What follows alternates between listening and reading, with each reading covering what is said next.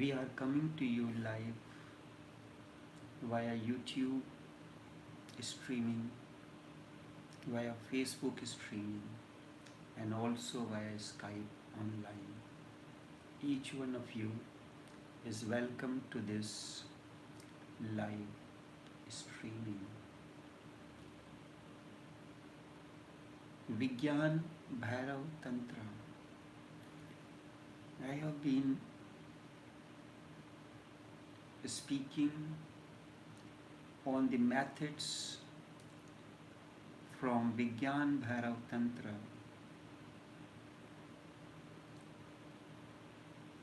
the 5,000 years old treatise on meditation,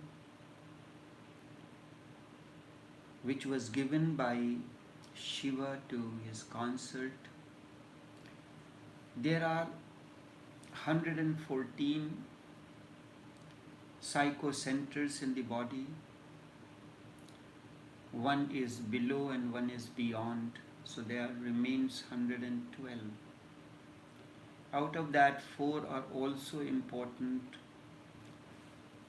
that happens on their own, so remains 108. 108 totals to 9, and 9 is the number of the universe, the perfect number. There is one question comes in, out of these 112 methods, how can one choose the best that is for him? A logical question that comes to the mind of everyone. Excuse me.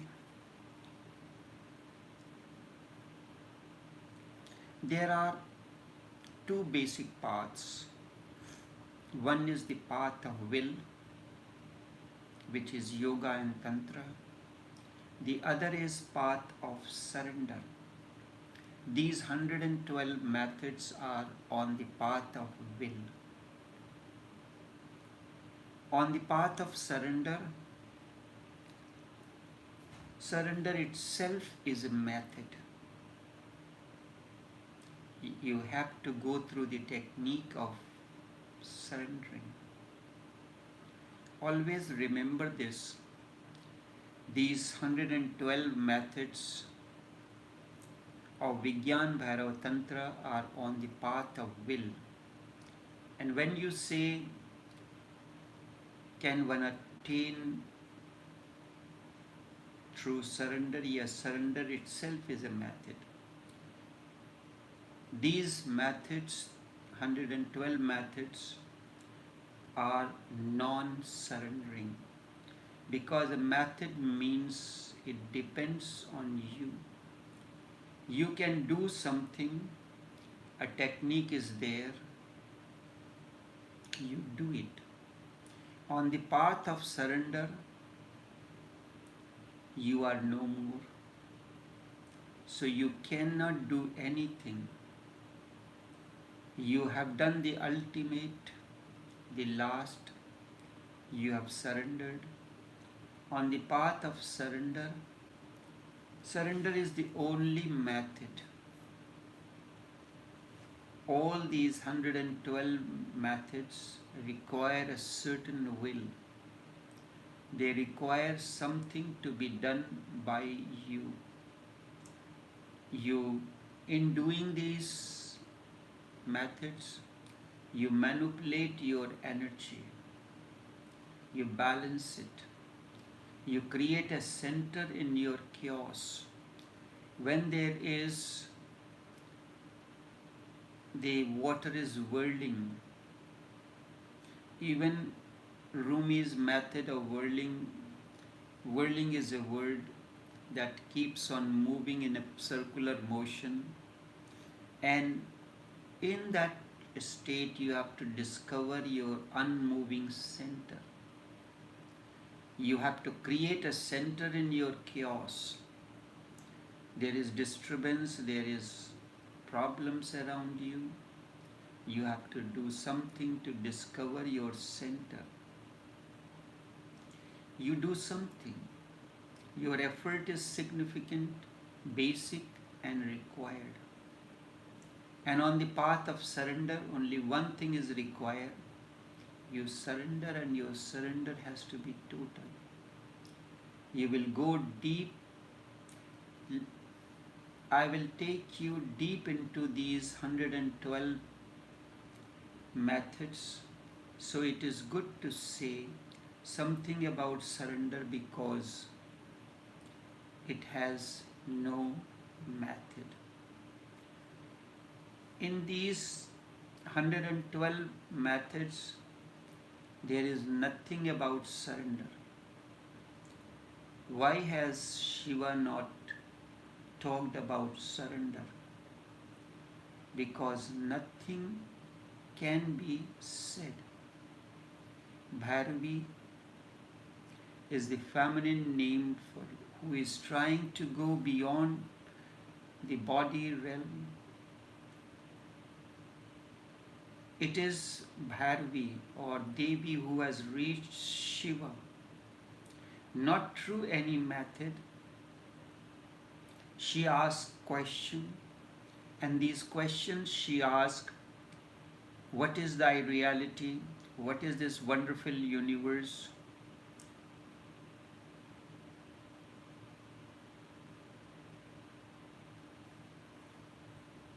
These methods, Shiva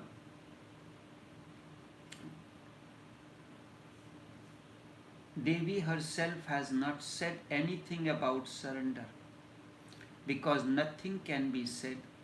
Bhairavi or Devi herself, she has simply surrendered to Shiva.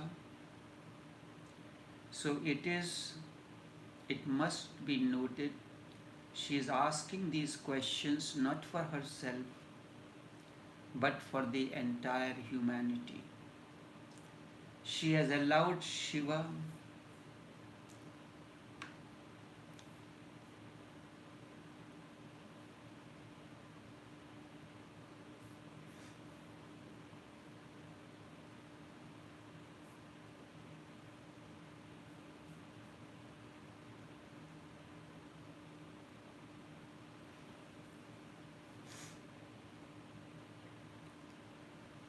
Devi is sitting on the lap of Shiva.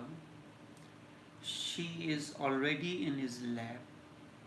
She is already embraced by him. He has become one with him. She has become one with him. Still she is asking. So remember one thing, she is not asking any questions about herself. Why? Because she is one with Shiva. She is part of Shiva. She is sitting in her lap, sitting in his lap. She is asking the question. And when a person is in that state, she or he does not need any question. That means has reached. But she inquires and asks these questions for the whole humanity. But if she has attained, then why is she asking? Can she not speak herself to the humanity? She has come through the path of surrender, so she does not know anything about the method. Method comes out of will. If something comes to you as a grace, through love, through surrender, you have not learned the method. For instance, if a son bequeaths the property or the business of the father, he has not learned or gained this through his will. Instead, through, you can say in a way, through surrender. She can herself not speak to the Can she not speak to the humanity on her own? For instance, the person who has set up the business, he has done everything. He knows nitty and gritty. You are simply like a mechanic, not an engineer. She has come through the path of surrender, so she does not know anything about the method. She has herself come through love. Love is enough unto itself. Love does not need any more. It does not need methods. She has come through love. So she does not know anything about the method. Like just as the son bequeath everything, but he does not know the nitty-gritty or the fine-tuning of the business, how to order the goods, how to create the systems as balance and checks. So these are the methods. She has come through love. She does not know anything about the method. That is why she is asking about the methods, so that the humanity in times to come will come to know about it. So this is the reason that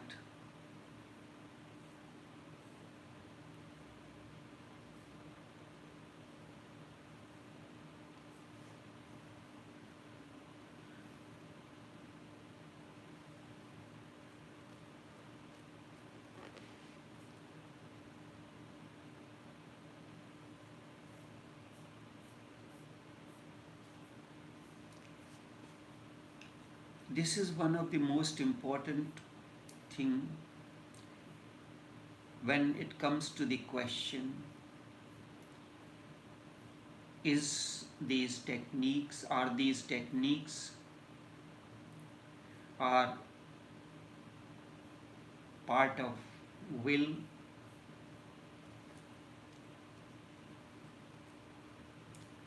Any method depends on your willpower, how you enter into that particular techniques, any particular technique, whereas surrender is a totally a different kind of path.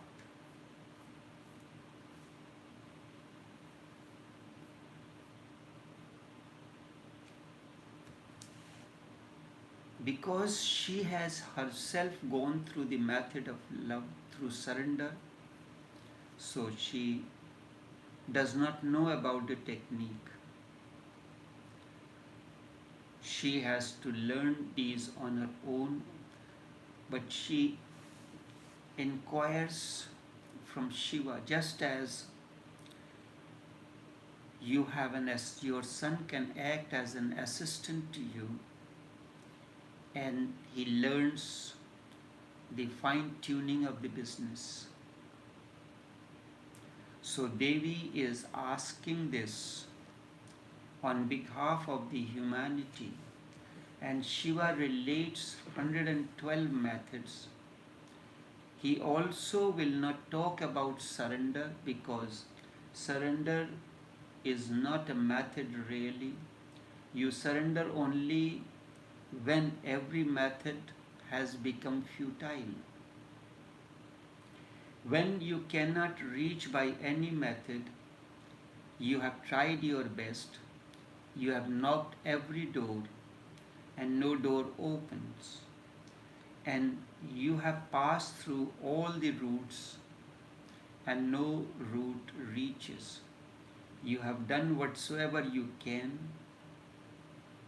You feel helpless. In that state of total helplessness, you surrender.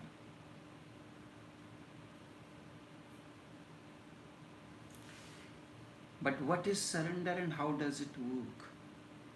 And if surrender works, then what is the need of these 112 techniques of meditation? Then why to go through these unnecessarily if surrender works? The mind will ask, then okay, if surrender works, then it is better to surrender. Why to go on hankering or worrying about these methods?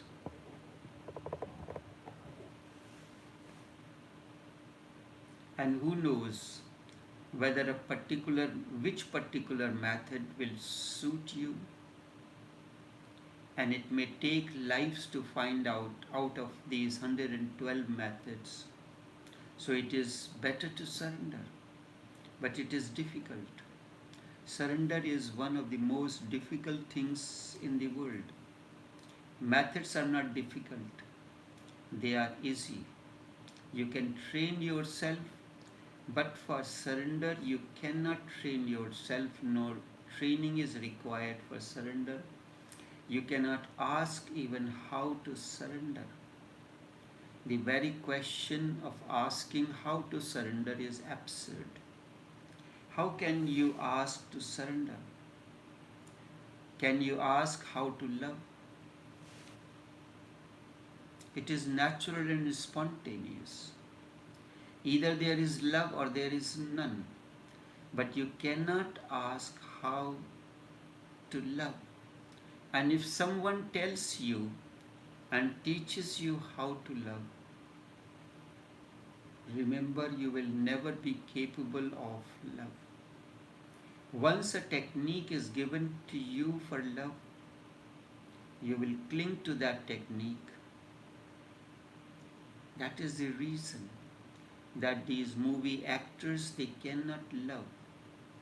They know so many techniques, so many methods, and as such we are all actors.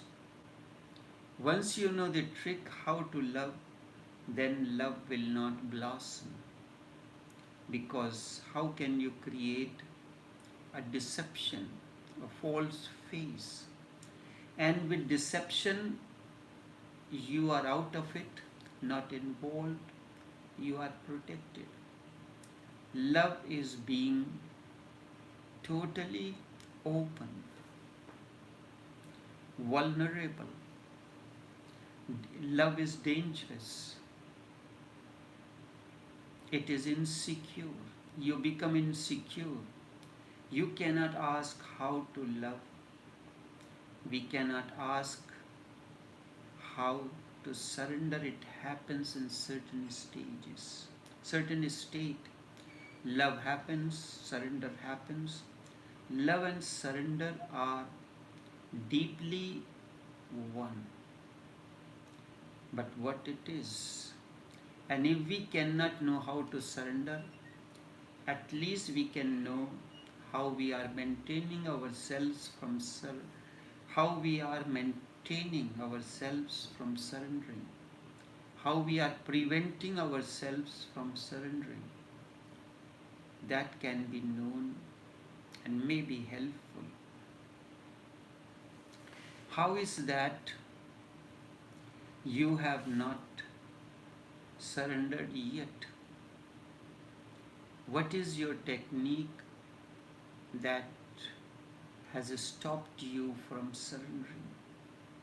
If you have not fallen in love yet, then the real problem is not how to love. The problem is how to dig deep to find out how have you lived so far out of love. What is the trick?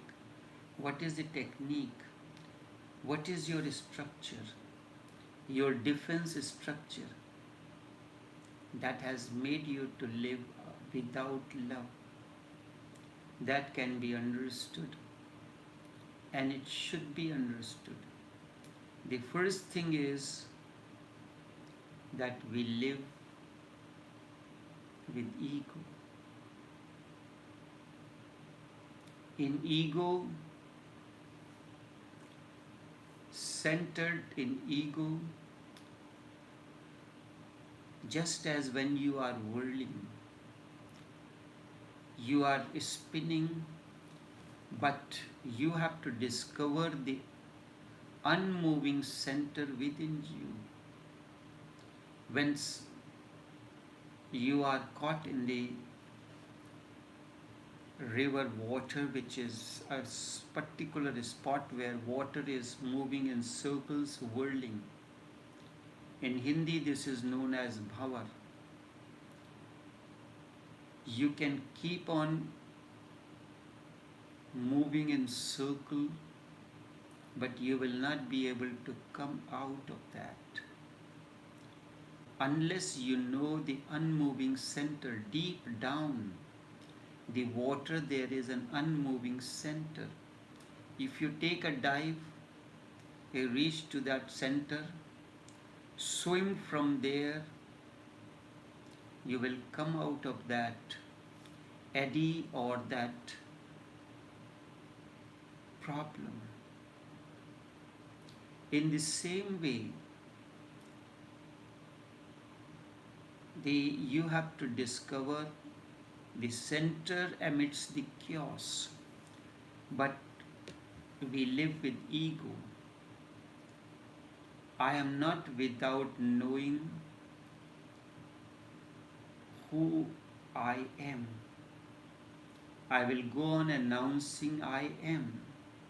This I amness is egocentric, it is false. Because in reality, I do not know who I am. And unless I know who I am, this is the unmoving center. How can I say I? Then the I will be false. This false I is your ego. The word I should be used by a Raman, by a Krishnamurti. We do not have a right to use the letter,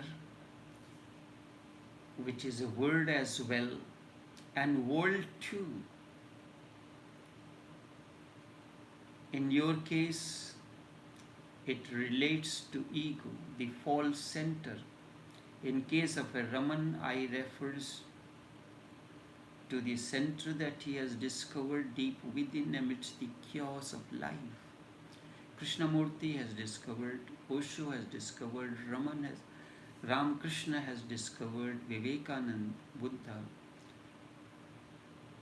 In your case, I, which is symbolic of ego, is the difference, and it will keep on protecting you from surrendering. You cannot surrender. You can become aware of this defense measure in you.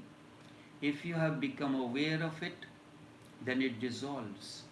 By and by, you are not strengthening it, and then one day comes when you feel, I am not. The moment you come to feel I am not, surrender has happened. Surrender is a state when you have discovered your unmoving center, which is emness, which is that you have known who am I. Not saying that I am consciousness. When you say I am consciousness, if you are moving with consciousness,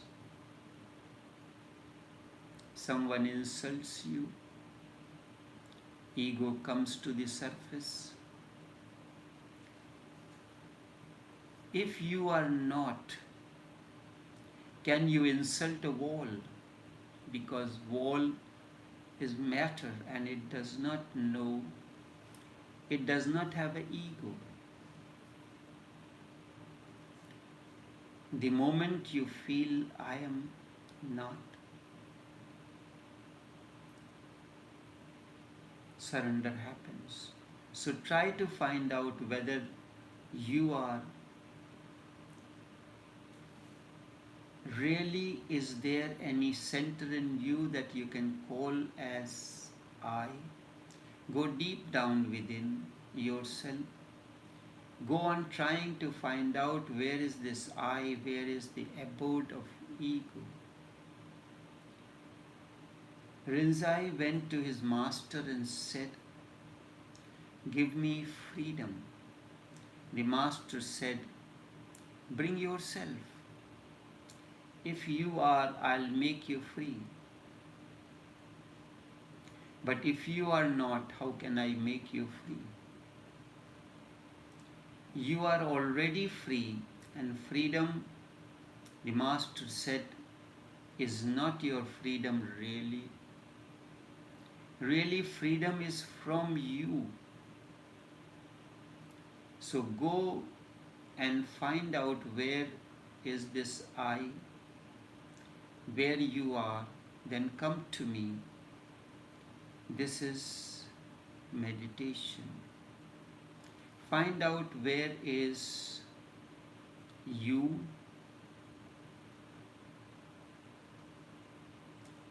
that you want the freedom. So the disciple Rinzai goes and meditates for weeks, months, and then comes. Then he says, "I am not the body. Only this much I have found." So the master said, "This much you have become free, that I am not the body. Go again and find out." Then Rinzai goes back, tries and meditates, and then this time he finds out that I am not the mind.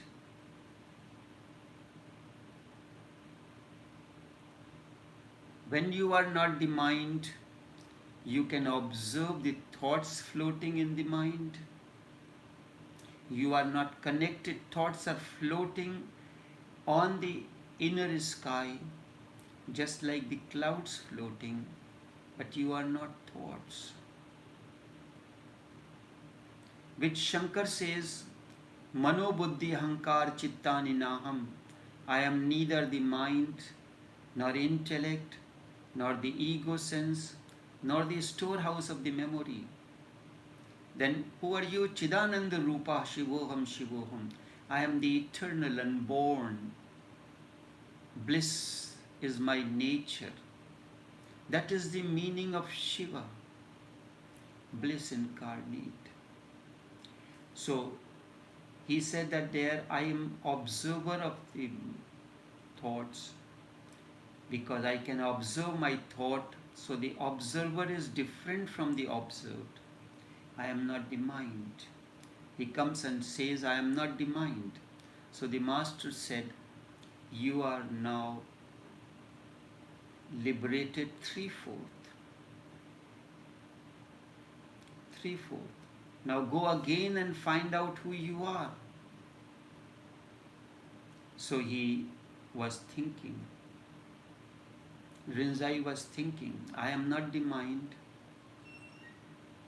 I am not the body. I am not the mind." He is negating what he is not. He had read, studied, he was very well informed. So he was thinking, "I am not the body, I am not the mind, so I must be soul, my Atma." But this is not enough. But he meditated and he discovered there is no Atma, there is no soul, because this Atma is nothing but your mental information, just doctrine, word, or philosophies. Even soul does not exist. No soul. So he came running one day and said, "Now I am no more. Mano buddha ahankar chittani naham chidananda rupaha shivoham shivoham." The first part he negates all that he is not. Chidananda rup, mano buddhi, man Buddhi, Ahankar, Chit. Chit is storehouse of the memory. Man, mind, where thoughts float. Buddhi, the intellect through which you think, you process. Ego sense, I am neither of these. And he does not say, I am soul. Then he says, then Rinzai discovers that I am not the body, I am not the mind. The master says you have 3/4 liberated. But is still not 1/4, is still incomplete in you. So he has read much, so he knows, he thinks that he meditated and he then found out he is not the Atma, he is not the soul. Because this Atma is nothing else but mental information, just doctrines, words, philosophies. That's why Shankar says, Chidananda Rupaha Shivoham Shivoham. The last line of each stanza, after explaining what he is not, he is neither the breath nor the 5 breath nor the 5 bodies, none of these. Chidananda Rupaha Shivoham Shivoham. I am that, formless. Formless, no soul. Bliss. So he comes running one day and he said, now I am no more. And then the master said, I am now to teach you the method for freedom. Rinzai said, I am free because I am no more. There is no one in bondage. I am just a wide emptiness or nothingness. Only nothingness is freedom. If you are something, you are in bondage. If you are, you will be in bondage that I am this, I am that. A master does not say, I am this. I am known by this name. No name is mine, and that is why we have 1,000 names of the Hindu gods. Vishnu Sahasranam, Lakshmi's 1,000 names. And Islam we have 99 names of Allah. He is known by 99 names, the infinite names. Because there is nothing but that surrounds us. Ishavasimidam sarvam. That consciousness surrounds us. Ishavasimidam sarvam yat kincha jagatyan jagat. It surrounds us. If you can understand and know this, you can live by this, ever blissful. So only nothingness can be free. If you are something, you are in bondage. If you are, you will be in bondage. Only a void and vacant space, empty space can be free. Then you cannot bind it. Rinzai came running and said, I am no more. Nowhere am I to be found. Kabir says, Jab main tha tab hari naai. When I was, God was not. When Jab Hari hai tab main naai. When God is, I am no more. Nowhere am I to be found. This is freedom. And for the first time he touched the feet of the master. For the first time. Not actually because he has touched them many times before also. But the master said, for the first time, now you have touched my feet. Rinzai asked, why do you say for the first time I have touched? I have touched your feet many times before. The master said, but you were there. I was touching the feet. You were there. So how could you touch my feet when you are already there? This is to be understood. Who is touching the feet? I am. But you were there. How can you touch my feet while you were already there? While you were, how can you touch my feet? And I can never touch anybody's feet, the ego. Just in a roundabout way, you have touched my feet for the first time. The Master said, because now you are no more. And this is also the last time. The Master said, first and the last time. Surrender happens when you are no more. So you cannot surrender. You cannot say that I am going to surrender. It is ego that is saying surrender happens. It's not that you can say I am going today to love someone. No, it happens in a certain state. When you are not. That is why surrender cannot be a technique.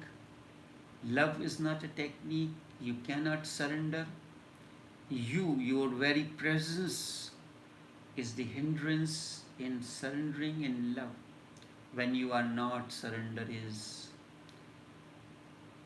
So you and surrender cannot coexist together.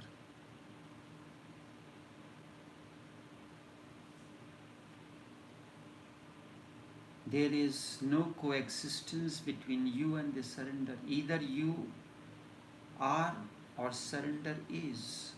So find out where you are, who you are. The inquiry creates many surprising results. Raman used to say, inquire who am I? It is misunderstood. Even his nearest disciples have not understood the meaning of it. They think that this is an inquiry to find out really who am I. It is not. If you go on inquiring who am I, you are bound to come to the conclusion that you are not. To say that I am consciousness is still not the answer. When no answer comes from within. This is not really an inquiry to find out who am I. Really, it is an inquiry to dissolve into that oneness that is. I have given many this technique to inquire within who am I. Then a month or two later, he returned and said, I have still not found who am I. The question still remains the same and there is no answer. And if you continue, someday the answer will come to you. And they hope the answer will come. There is going to be no answer to it. It is only that the question will dissolve. There is no going to be an answer that you are this. The question will be no more. First you start inquiring who am I. Shankar says, Mano, Buddhi, Ahankar, Chittani, Naham. I am neither this nor that, and so. And then he does not say, I am. Mano, Buddhi, Ahankar, Chittani, Naham. First line of the first stanza. And then he says, Chidananda Rupa, Shivoham, Shivoham. Only the bliss exists. The eternal, the formless exists. That cannot speak, I cannot say I am blissful. Bliss surrounds you. There is no one to say. The question has dissolved, who am I? The inquiry is no more. There will be no one to ask even who am I. Only then you come to know who you are. When the eye is not the real eye opens, this is the eye of wisdom, eye of awakening. Then ego is not. You are for the first time encountering your being. So that being is void. Then you can surrender. Then you have surrendered. It's not that you can surrender, that surrender happens then. You are surrendered now, so there is no technique or no negative technique like this inquiry into who am I. How does surrender work? If you surrender, what happens? You will come to understand how method works. You will go deep into the method and you will come to know how does it work. They have a scientific basis of working. How does surrender work? If you surrender, what happens? You will come to know how methods work. We will go deep into the methods and we will come to know how does it work. They have a scientific way of working. When you surrender, you become a valley. When you are an ego, you are like a peak. Ego means you are everyone else. You are somebody. Others may recognize you, may not recognize you. That is not important. That is another thing. You recognize that you are above everyone. You are like the peak. Nothing can enter you. When you have surrendered, or when surrender happens, you become a valley.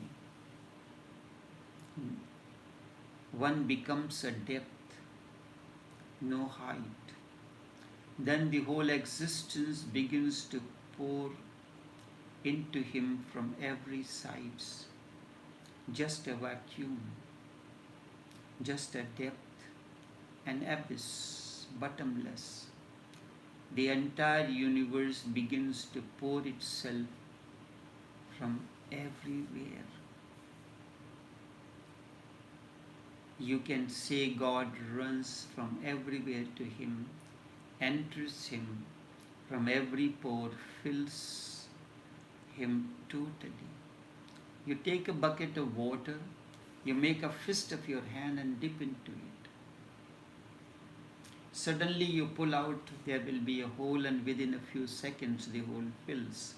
The water will come from every side and fill it. This surrender, this becoming a valley, an abyss, can be felt in many ways. There are minor surrenders, there are major ones. Even in minor surrender you feel it. Surrendering to a master is a minor surrender, but you begin to feel it because the master begins to flow into you immediately. If you surrender to a master, suddenly you feel there is energy flowing into you. If you cannot feel the energy flowing into you, then know very well that you have not surrendered even in a minor way.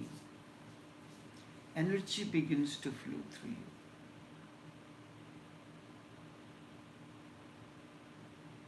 There are many stories which become meaningless for us because we do not know how they have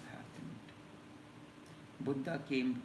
Mahakashyap came to Buddha, and Buddha just touched his head, his hand on the head of Buddha, and this happened. and Mahakashyap began to dance. So Ananda asked to Buddha, what has happened to him? And I have been for 40 years with you. Is he mad? Or is he just fooling others? What has happened to him? And I have touched your feet thousands and thousands of times. Of course, to Anand, this Mahakashyap will either look like mad or as if he has just been deceiving. Anand was with Buddha for 40 years, but there was a problem. Anand was Buddha's elder brother, cousin.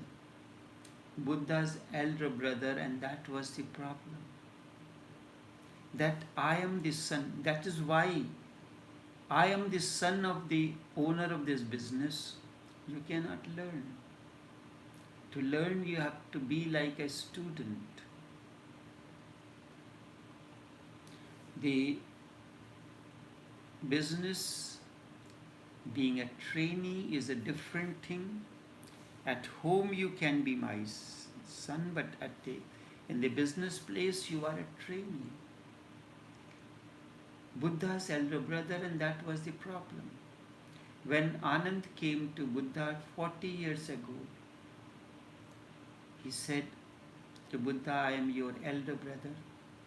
When you will initiate me, I will become your disciple. So allow me 3 things before I become your disciple. Then I cannot demand anything. One, that I will always be with you. Give me this promise that you will not say to me, go elsewhere, go somewhere else. I'll follow you. Secondly, I will sleep in the same room where you sleep. So you cannot say, go out, and I will be with you like your shadow. And thirdly, if I bring someone, anyone at any time, even in the night, you will have to answer him. You cannot say this is not the time. And give me these 3 promises while I am still your elder brother. Because once I become your disciple, I will have to follow you. You are still younger to me, so give me these promises. So although he became the disciple, but yet still he remained the elder brother by asking these 3 promises. So Buddha promised him. And this became the problem for Anand to become enlightened. For 40 years Anand was with Buddha, but he could never surrender, because this is not in the spirit of surrender. Anand asked many times, when am I going to attain? Buddha said, unless I die, you will not attain. And Anand could attain only when Buddha died, and he could not understand this. What happened to Mahakashyap? Suddenly, is Buddha partial to Mahakashyap? He is not. Mahakashyap is flowing, constantly flowing. But you have to be a valley, you have to be a womb to receive the Master. If you are above him, as in case of Anand, then it will not happen. Then it will not happen. And Anand went on missing all these years. If you are above him, how can you receive? That flowing energy will not come to you. It will miss you. So bow down. Even in minor surrender with the Master, energy begins to flow. You are overflowing the energy. At no time you will feel your energy is less. Suddenly and immediately you become a vehicle, a great force. There are 1,001 stories just by touch, just by look, one becomes enlightened. They do not appear, these stories do not appear rational to us. How is it possible? This is possible even, this is possible. Even a look from the Master into your eyes will change your total being. But it cannot change only if your eyes, it can change only if your eyes are empty. They are valley-like. If you can absorb the look of the Master, immediately you will be transformed. So these are the minor surrenders that happen before the surrender becomes total. And these minor surrenders prepare you for total surrender. So in Zen terminology, we call them satoris. Once you have known that through surrender you receive something unknown, unbelievable, unexpected, unknowable, never even the man dreamt of, then you are ready for the major, the final, the total surrender. And that is the work of the Master, to help you in the states of minor surrenders so you can gather courage for the total surrender.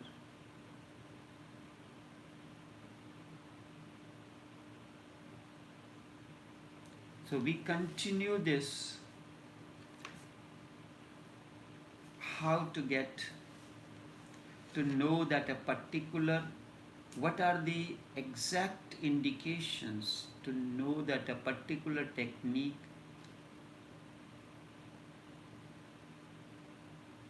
or practicing it will lead you to the ultimate.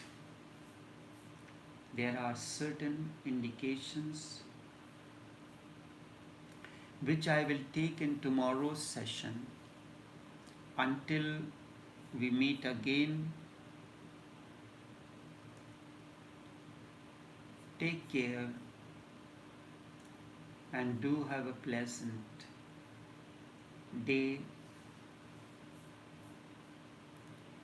As usual, Mondays we will continue the questions. At the moment we are responding to a question relating to sex and tantra from one of the seekers, and in between, if I get a chance, I will use the excerpts from the book which I am now re-editing, India, the Light of the Being. The one chapter which is why I call India as Bharat. The historical perspective and the meaning of the word Bharat. Bha means the light, the awakening, and Rath means the chariot, the movement. Krishna says in Bhagavad Gita, the first sutra of the chapter 4, I have given this yoga for the first time to Sun. From Sun it came to Manu, from Manu to Ikshvaku, then came to the entire humanity. Sun is awakening. Manu, the mind. First thought comes to you from an unknown and unknowable, it touches you. Then it descends in the realm of the mind, it becomes thought. And the process goes on. So until then, take care and do have a pleasant day.